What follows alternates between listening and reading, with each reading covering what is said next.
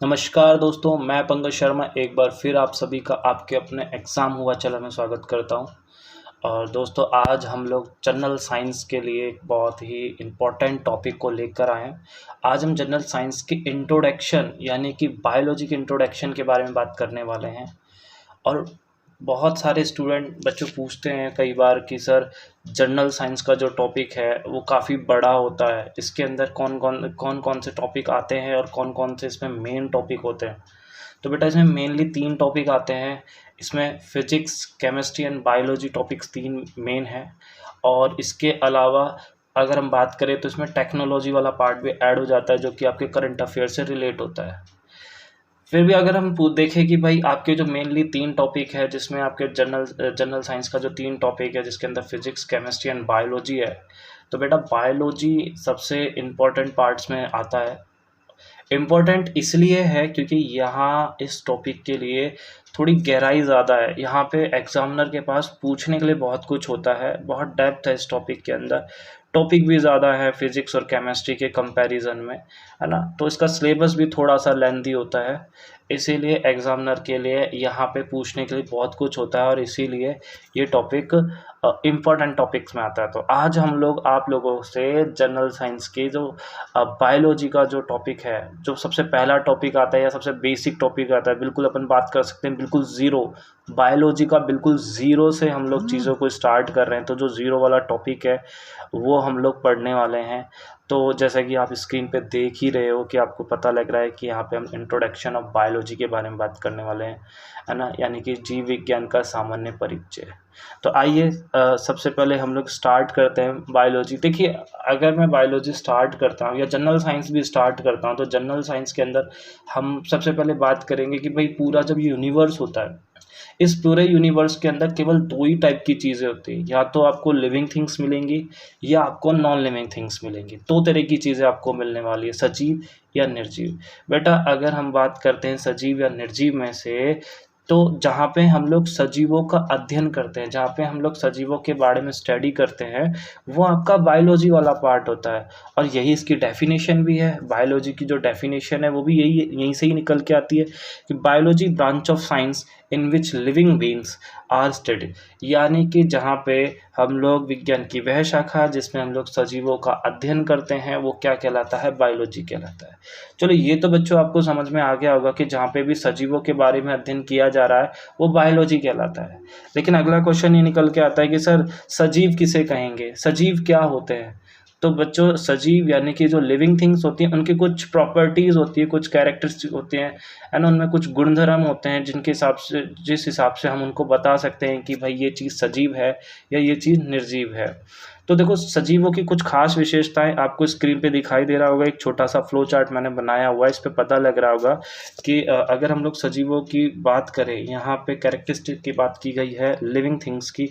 ठीक है, तो सबसे जो पहला टॉपिक, अच्छा, जो सबसे पहली कैरेक्टर क्या आता है इसका, सबसे पहली प्रॉपर्टी क्या आती है कि मेड अप ऑफ सेल्स, यानी कि वो सजीव वो होते हैं जो कोशिकाओं से मिलकर बने हुए होते हैं। जिनमें कोशिकाएं पाई जाती हैं वो क्या कहलाते हैं? वो सजीव कहलाते हैं। चाहे वो मनुष्य हो, चाहे वो कोई जीव जंतु हो, चाहे वो पेड़ पौधे हो, ठीक है, चाहे वो कोई फंगई हो, चाहे वो छोटे से छोटा बैक्टीरिया हो, वो सब क्या आ जाते हैं? वो सब कोशिकाओं से मिलकर बने हुए होते हैं। नेक्स्ट टॉपिक की तरफ आगे, नेक्स्ट आप पॉइंट की तरफ आगे बढ़ते हैं। बोले दूसरा पॉइंट क्या है? ठीक है, आगे बात कर लेते हैं कि ये ग्रोथ एंड डेवलप, इनमें ग्रोथ और डेवलपमेंट होता है। बेटा, ग्रोथ और डेवलपमेंट का मतलब क्या है कि अगर कोई सजीव होगा तो वो अपना खुद का शारीरिक विकास करता है, और अगर वो शारीरिक विकास करता है तो उसे किसी न किसी तरीके से न्यूट्रिशन यानी पोषण के ऊपर निर्भर होना पड़ेगा, यानी कि वो भोजन, यानी कि वो भोजन ग्रहण करेगा, है ना। तो दूसरा पॉइंट क्या होता है कि ग्रोथ एंड डेवलप, ठीक है, वो अपने शारीरिक विकास करता है, वो खुद का शारीरिक विकास करता है, और जिसके लिए वो पोषण के ऊपर निर्भर होता है। अगले पॉइंट की तरफ बात करते हैं। ठीक है, तीसरा इंपॉर्टेंट टॉपिक इसका है, इसका है ना, तीसरा टॉपिक आता है इसका रिप्रोडक्शन या रिप्रोड्यूस यानी जनन क्रिया। तीसरा पॉइंट है इसका रिप्रोडक्शन या रिप्रोड्यूस यानी कि जनन क्रिया। देखो, अगर सजीव होगा तो वो जनन क्रिया करेगा, और जनन क्रिया करके वो अपनी आगे चीज़ों को बढ़ाएगा, अपना जो वंश है वो आगे कंटिन्यू करता हुआ चलेगा अगर सजीव है तो। ठीक है, नेक्स्ट पॉइंट की तरफ आगे बढ़ते हैं। Response to the environment. ठीक है, अगला पॉइंट है ना, देखो वो वातावरण के साथ किसी ना किसी प्रकार से सामंजस्य ज़रूर बनाएगा, है ना। जो सजीव होते हैं वो वातावरण से सामंजस्य अवश्य बनाते हैं, लेकिन अगर निर्जीव की बात करें तो निर्जीव वातावरण से किसी प्रकार का कोई सामंजस्य नहीं बनाते हैं, कोई रेस्पॉन्स नहीं करते हैं एनवायरनमेंट को। ठीक है, अगले पॉइंट की तरफ आगे बढ़ते हैं कि ऑब्टेन यूज एंड एनर्जी। देखिए, वो अगर पोषण लेते हैं तो पोषण लेने के कारण उनके ऊपर एनर्जी, ठीक है, वो एनर्जी जनरेट करेंगे, और एनर्जी जनरेट करने के बाद वो क्या करेंगे, उसको यूज़ करेंगे। तो जो सजीव होते हैं वो न्यूट्रिशन लेते हैं, न्यूट्रिशन लेने के बाद वो अपना शारीरिक विकास करते हैं, साथ ही साथ उनसे ऊर्जा भी बनाते हैं उन पोषक पदार्थों से, और उन पोषक पदार्थों को अपने कार्य या जीवन निर्वाह में क्या करते हैं, यूज़ लेते हैं, उनका उपयोग करते हैं। तो इस तरीके से सजीव जो है वो इस तरीके से होते हैं, इनके कुछ मेन पॉइंट होते हैं।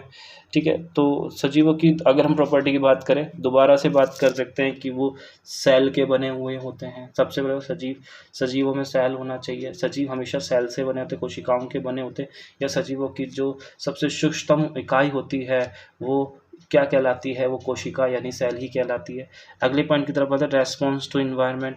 ठीक है, वो रेस्पॉन्स, ठीक है, वातावरण को क्या करते हैं, रेस्पॉन्स करते हैं या उन वातावरण के साथ समन्वय करते हैं। अगला पॉइंट की बात करते हैं, ग्रोथ एंड डेवलप। वो उनमें ग्रोथ होगी और वो डेवलप होंगे। ठीक है, वो शारीरिक विकास करेंगे अपना। ठीक है, और उसके बाद अगर न्यूट्रिशन के ऊपर निर्भर होते हैं, न्यूट्रिशन लेंगे तो वो अपना शारीरिक विकास भी करेंगे, उसके साथ साथ ऊर्जा भी प्राप्त करेंगे, और उस ऊर्जा का उपभोग भी करेंगे, उनका उस एनर्जी का यूज़ भी करेंगे।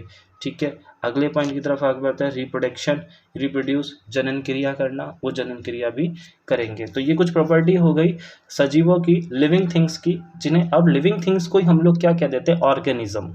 हम लोग ऑर्गेनिज्म जो वर्ड सुनते हैं, लिविंग थिंग्स आर ऑर्गेनिज्म। ठीक है, तो जो लिविंग थिंग्स है वही ऑर्गेनिज्म है। ठीक है, आगे अगले पॉइंट की तरफ आगे बढ़ते हैं। तो सबसे पहले हम लोग बायोलॉजी का इंट्रोडक्शन कर रहे हैं, तो हमें पहले पता होना चाहिए कि जो बायोलॉजी है वो बायोलॉजी एक्चुअल में ग्रीक भाषा का शब्द है। बायोलॉजी ग्रीक भाषा का शब्द है। पहले ये भाषा लैटिन भाषा के रूप में थी। ठीक है, अभी जो लैटिन भाषा है वो एक तरीके से मृत भाषा हो चुकी है। तो अभी फ़िलहाल जो बायोलॉजी है, अगर आपसे पूछा जाए कि बायोलॉजी किस भाषा का शब्द है, तो आप जवाब देंगे कि बायोलॉजी ग्रीक भाषा का शब्द है। अगले पॉइंट की तरफ आगे बढ़ते हैं कि बायोलॉजी दो शब्दों से मिलकर बना हुआ है, बायोस और लोगोस से मिलकर बना हुआ है। जहाँ पे बायोस का मतलब क्या होता है, लाइफ यानी कि जीवन होता है, लोगोस मतलब अध्ययन करना। देखो, कहीं पे भी आप किसी भी शब्द के पीछे अगर लोगोस मिल जाए, यानी कि ये बना लॉजी से ही है। अगर किसी भी शब्द के पीछे अगर लॉजी मिल जाए तो लॉजी का मतलब होता है अध्ययन करना किसी भी चीज़ का। तो जैसे कि अगर मैं बोलता हूँ कार्डियोलॉजी, तो आप जानते हैं कि कार्डियोलॉजी का मीन्स क्या होता है, हृदय का अध्ययन करना। ठीक है, पोमोलॉजी मीन्स क्या होता है, फलों का अध्ययन करना, फ्रूट्स, स्टडी ऑफ फ्रूट्स, है ना। तो जहाँ पे भी आप लॉजी शब्द सुनते हैं, लॉजी शब्द का मतलब क्या होता है, अध्ययन करना होता है। ठीक है, अगले टॉपिक की अगला पॉइंट देखते हैं इसका, कि जो आपका बायोलॉजी शब्द है, बायोलॉजी शब्द दो वैज्ञानिकों के द्वारा प्रतिपादित किया गया था, बताया गया था, लैमार्क और ट्रेविरेनस और लैमार्क ने बायोलॉजी शब्द का प्रतिपादन, या सबसे पहले हम ये भी कह सकते हैं कि सबसे पहले बायोलॉजी शब्द का उपयोग किसने किया, तो बायोलॉजी शब्द का उपयोग आपके लैमार्क और ट्रेविरेनस ने किया। तो बच्चों, आप टॉपिक आगे चलता रहेगा, चीज़ें आगे बढ़ती रहेंगी, आप रेस्पॉन्स करिए, आप बताते रहिए कि चीज़ें किस तरीके से चल रही हैं, और ज़्यादा से ज़्यादा शेयर कीजिए वीडियो को, और सब्सक्राइब ज़रूर कर लीजिए। जो भी वीडियो देख रहा है सब्सक्राइब कर लीजिए, क्योंकि बायोलॉजी की क्लासें अभी कंटिन्यू इसी तरीके से लगने वाली हैं।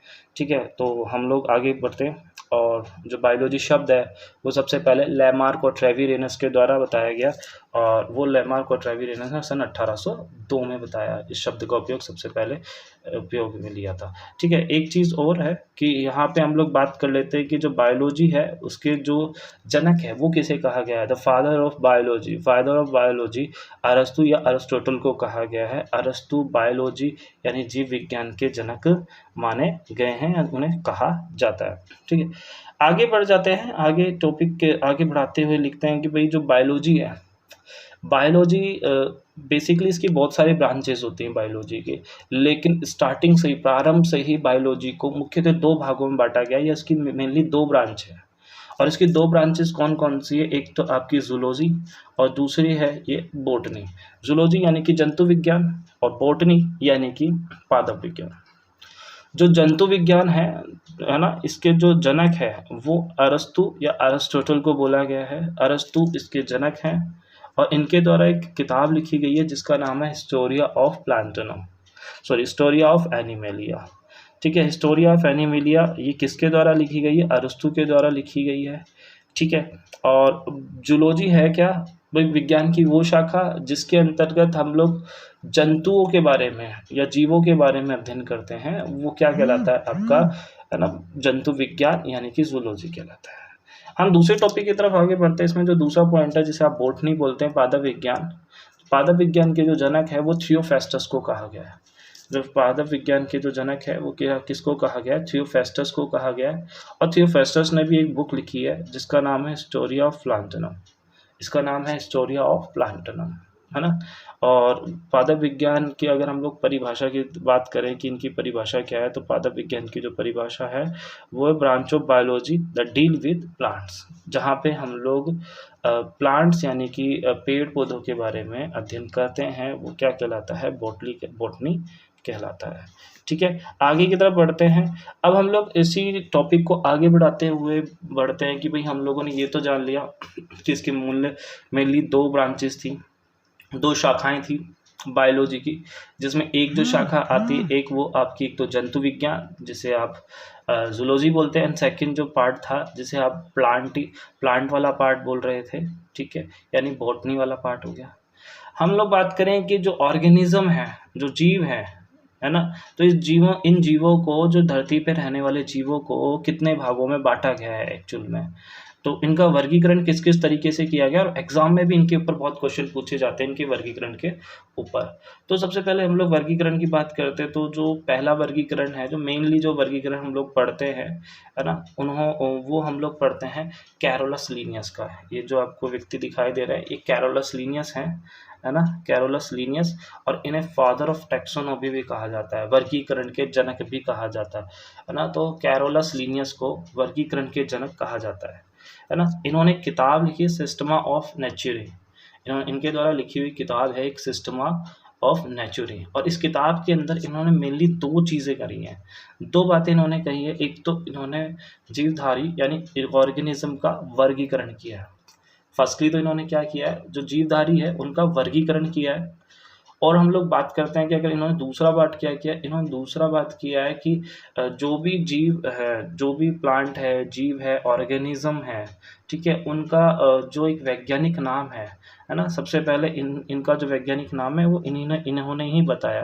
तो यहाँ पे लिखा है widely known as the 2 contribution classification and binomial nomenclature of organism. ठीक है, और यहाँ पे उन्होंने वर्गीकरण और नामकरण जो चीज़ें हैं वो दोनों करी। इन्होंने वर्गीकरण भी किया है और क्या किया है, नामकरण भी किया है, दोनों चीज़ें की हैं। ठीक है, जीवधारियों का वर्गीकरण भी किया और जीवधारियों का नामकरण भी किया। तो सबसे पहले जो नामकरण है वो इन्हीं के द्वारा किया गया है, और इनके द्वारा लिखी हुई किताब का नाम है सिस्टमा ऑफ नेचुरी। ठीक है, आगे बढ़ जाते हैं, अगला क्लासिफिकेशन देखते हैं। ये एक तो मेन क्लासिफिकेशन तो फर्स्टली तो आपने पढ़ ही लिया है, जो पहला क्लासिफिकेशन है वो कैरोलस लीनियस के द्वारा दिया गया, और जो दूसरा क्लासिफिकेशन है जिसे आप 5 किंगडम ऑफ क्लासिफिकेशन भी कहा जाता है ना, पंच प्रणाली, वर्गीकरण की पंच प्रणाली भी कहा जाता है जिसे, और वो किसके द्वारा किया गया, रॉबर्ट विटिकर के द्वारा। तो ये जो व्यक्ति दिखाई दे रहे हैं, जो आपको साइंटिस्ट दिखाई दे रहे हैं, ये आपके रॉबर्ट विटिकर है, और रॉबर्ट विटिकर ने सजीवों को 5 भागों में बांटा, ऑर्गेनिजम्स को 5 पार्ट में डिवाइड किया गया है। ठीक है, इन्हें फादर ऑफ मॉडर्न टैक्सोनॉमी भी कहा जाता है ना, इन्हें आधुनिक वर्गीकरण के जनक भी कहा जाता है। ठीक है, तो इन्होंने 1969 में सजीवों को 5 भागों में बांटा है। इन्होंने 1969 में सजीवों को मेनली 5 भागों में इन्होंने क्लासीफाई किया है, बांटा गया है। तो हम देखते हैं कि इन्होंने किस किस तरीके से जीवों का क्लासिफिकेशन किया है, जो सजीव हैं इनका वर्गीकरण किया है। तो देखिए इन्होंने सबसे पहले वर्गीकरण देखिए, अब इनका अगर हम वर्गीकरण देखते हैं तो इन्होंने सबसे पहले 2 भागों में बांटा है। रॉबर्ट विटिकर ने इनको सेल्स के आधार पे, कोशिकाओं के आधार पे, कोशिकाएं 2 प्रकार की होती है, एक तो प्रोकैरियोटिक कोशिकाएं होती है, एक यूकैरियोटिक कोशिकाएं होती है। तो जो प्रोकैरियोटिक कोशिकाएं होती है वो एक तरीके से अनडेवलप्ड सेल होती है, पूरी तरह से विकसित सेल नहीं होती है। और इन जो अनडेवलप्ड सेल होती है, और ये सिंगल सेलुलर भी होती है, एक कोशिकीय भी होती है। तो ये जो एक कोशिकीय होती है इनको मोनेरा कहा गया है। तो जो आपने सबसे पहला पॉइंट पढ़ते हैं वो पहला पॉइंट क्या होता है, मोनेरा। सजीवों को मेनली 5 भागों में बांटा है, जैसे कि हम लोग पढ़ते हैं। रॉबर्ट विटिकर ने सजीवों को 5 भागों में बांटा है, जिसे आप पंच प्रणाली कहते हैं। और उस 5 प्रणाली में या 5 भागों में से जो पहला भाग है वो मोनेरा है। और मोनेरा किस प्रकार का सजीव है? मोनेरा एक प्रोकैरियोटिक अविकसित है ना, यानी अनडेवलप्ड ऑर्गेनिज्म के अंदर आता है। सेकंड हम लोग देख लेते हैं यूकैरियोटिक सेल।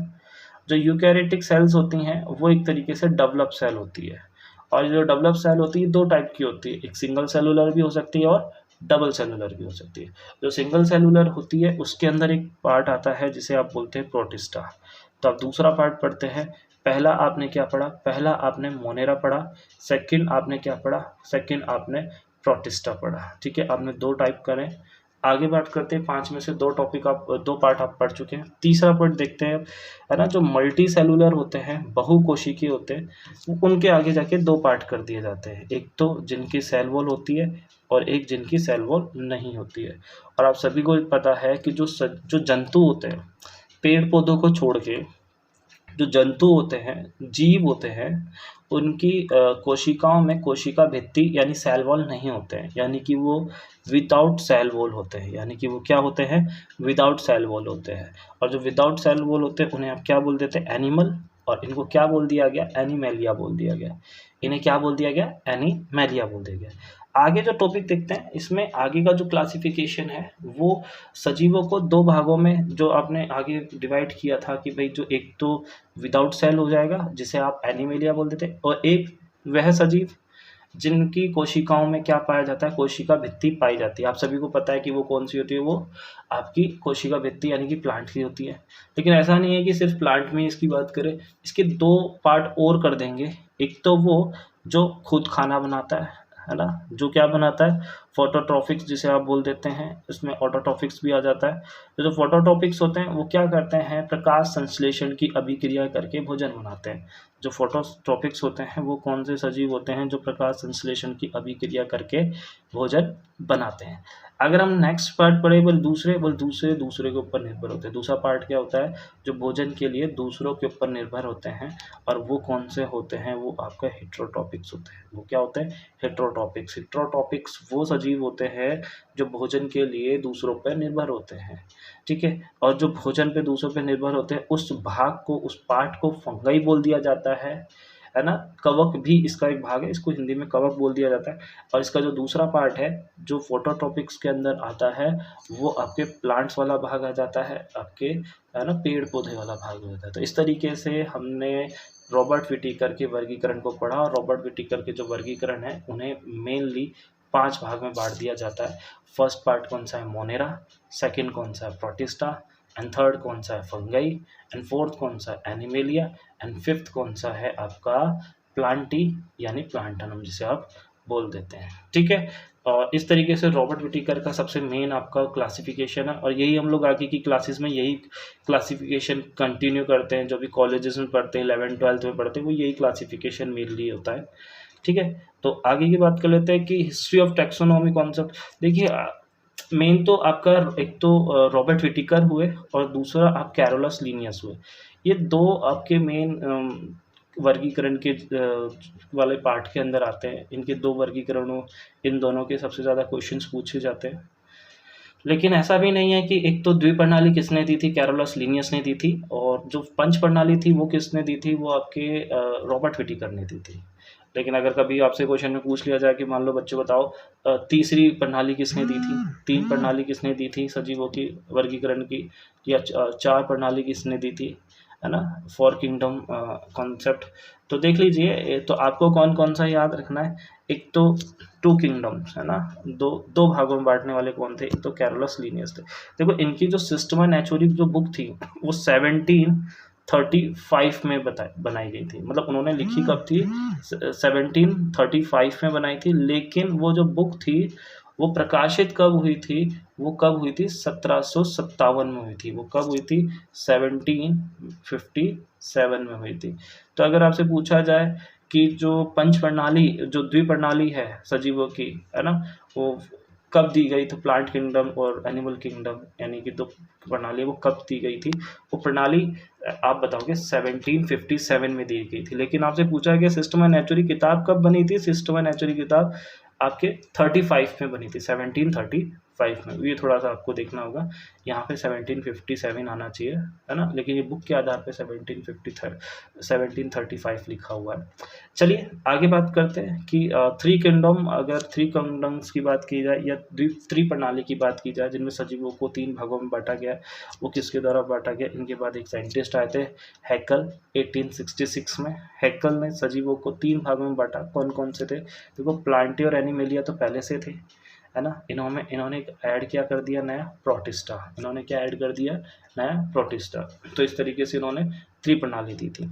अब आपसे बोला कि चतुर्थ प्रणाली भी दी होगी, किसी ने फॉर किंगडम भी बताया होगा कि सजीवों के 4 भाग होते हैं, है ना। तो वो कॉपरलैंड है ना। वो कौन है आपके, कॉपरलैंड।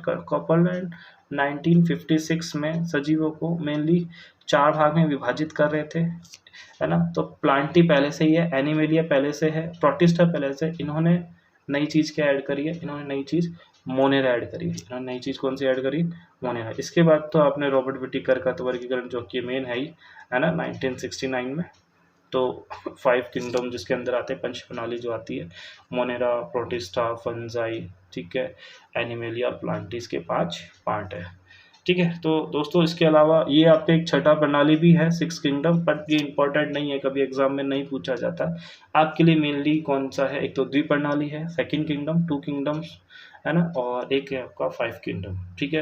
यानी कि द्विप्रणाली और पंच प्रणाली। द्विप्रणाली कैरोलस लीनियस के द्वारा गया, जिन्हें फादर ऑफ टैक्सोनॉमी बोला गया, और आपकी जो पंच प्रणाली है वो आपके रॉबर्ट विटिकर जी हैं 1969 में। इन्होंने सजीवों को 5 भागों में बांटा गया, और इन्हीं को क्या बोला गया, आधुनिक वर्गीकरण के जनक बोला गया।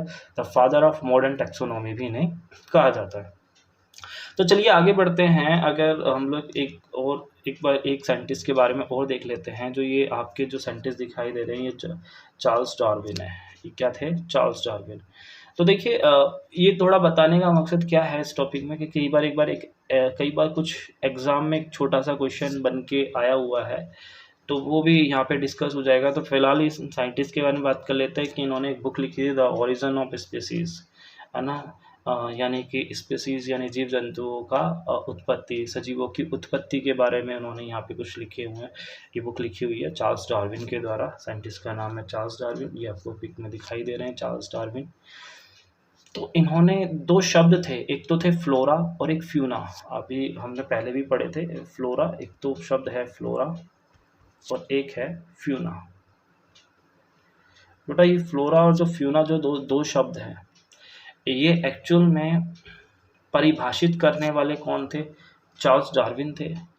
पर इन शब्दों का जो उपयोग किया था वो आपके कैरोलस लीनियस ने किया था। कैरोलस लीनियस ने सजीवों को 2 भागों में बांटा था, एक आपके प्लांट किंगडम था और एक आपका एनिमल किंगडम था। जो आपके प्लांट किंगडम था उसे फ्लोरा बोला, और जो आपका एनिमल किंगडम था उसको फ्यूना बोल दिया था। लेकिन इन शब्द को परिभाषित करने वाले जो साइंटिस्ट थे, है ना, पेपर में कई बार बोला जाता है फ्लोरा व फ्यूना शब्द दिया गया किसके द्वारा, है ना, ये शब्द परिभाषित किसके द्वारा किया गया, ये 2 चीज़ें पूछी जाए। देखो ये शब्द जो दिया गया था वो एक्चुअली दिया गया था आपके कैरोलस लीनियस के द्वारा, फ्लोरा और फ्यूना। लेकिन इस शब्द को परिभाषित करने वाले जो वैज्ञानिक थे वो और कोई नहीं, वो आपके चार्ल्स डार्विन थे। और चार्ल्स डार्विन ने फ्लोरा और फ्यूना को क्या किया था, परिभाषित किया था, इनको डिस्क्राइब किया था, इनको डिफाइन किया था, ठीक है। तो ये एक बार ध्यान रखिएगा। तो देखिए आज हमने दोस्तों कुछ इंट्रोडक्शन किया है जो आपके बायोलॉजी के बारे में, बायोलॉजी जीव विज्ञान का एक इंट्रोडक्शन की एक छोटी सी क्लास ली है। आपको कैसी लगी आप ज़रूर बताइएगा, और ज़्यादा से ज़्यादा इसे शेयर कीजिए, लाइक कीजिए, जिससे कि हम लोग और थोड़ी वीडियोस बनाने के लिए प्रोत्साहित हो सकें और समय समय पे आपको कुछ क्लासेस लेके आएँ। बायोलॉजी से रिलेटेड अगला टॉपिक कौन सा पढ़ना चाहेंगे आप ज़रूर बताएं। मैं आपको फ्लो चार्ट के थ्रू ऐसे ही बायोलॉजी की क्लासेस देता रहूँगा टाइम टाइम पे, तो प्लीज़ आप बताइए। आपका एक सब्सक्राइब हमें बहुत ज़्यादा प्रोत्साहित करता है। तो धन्यवाद आप सभी का। जय हिंद।